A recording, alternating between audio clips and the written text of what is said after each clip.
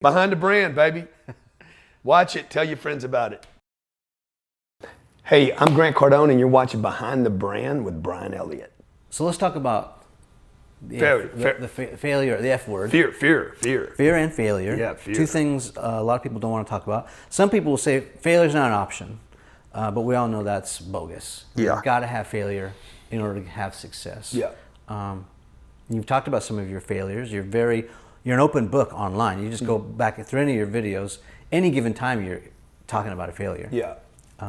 What do you think gets people stuck? You know, as you meet with all these people that you're working with, what gets them stuck? Comfort.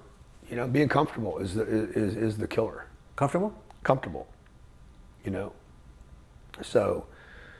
You're doing the same thing over and over again? Yeah, you're comfortable. It's easy. It's lazy. Particularly when you get successful. Like, you know, in America, the middle class is like the biggest problem in this country, in my view, is, and the biggest mistake I've made, two biggest mistakes I've made is number one, not going big enough, and number two, when I get comfortable, getting seduced by, I got my cars paid for, yeah, my house is paid for, or whatever. Complacent. People like me. I'm in this little, you know, this little spot. People like me. They do business with me. I can get money out of it. It's not hard anymore. Right. Complacent. Yeah. And it is the killer of dreams. Bill Gates talked about that. You know, always feeling like people are nipping at his heels. Could never feel satisfied. Yeah. So let me ask you this. Andrew Grove with Intel talked about being paranoid. Like I am constantly fearful. Like the fear thing, that I use fear. Fear is not something people should worry about. It's something they should consume. Like you should eat it. Like I eat it. Like, hey, what am I most scared to do right now? Every time I've done the thing that scared me most, I had a big freaking spike in my life. Like a good thing. And have you had one of those recently?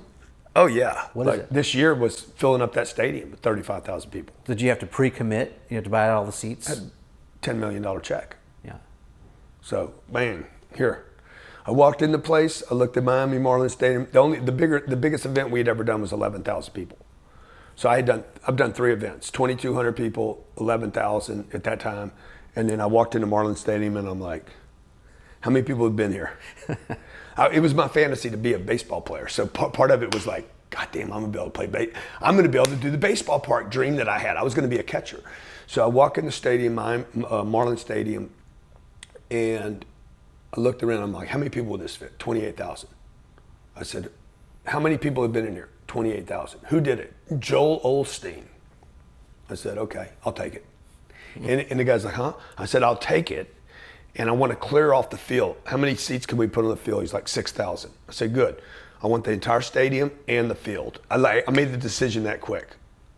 And I said, I want it on Super Bowl weekend. And he's like, what? I said, Super Bowl weekend. He's like, why would you do an event on Super Bowl weekend? Because I'm freaking terrified. Everybody's telling me not to do it. Wow. I'll take the whole place. Wrote him a check for $10 million, filled it up. Everybody said I wouldn't do it. Now, the reason I did that was because I thought that was a brilliant marketing play. Personally, thought it was genius.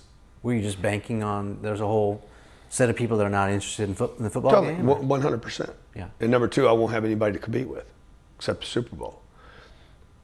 I have 16 executive staff in my company, 165 employees. If we did a poll, I did a poll with the execs, should I do this? 100% said, do not do this. It's too big and it's the wrong weekend. The stadium's too big. Yeah. I said, guys, we're gonna do this. Okay, so like we're gonna do this, we're gonna fill it up, it's going to happen.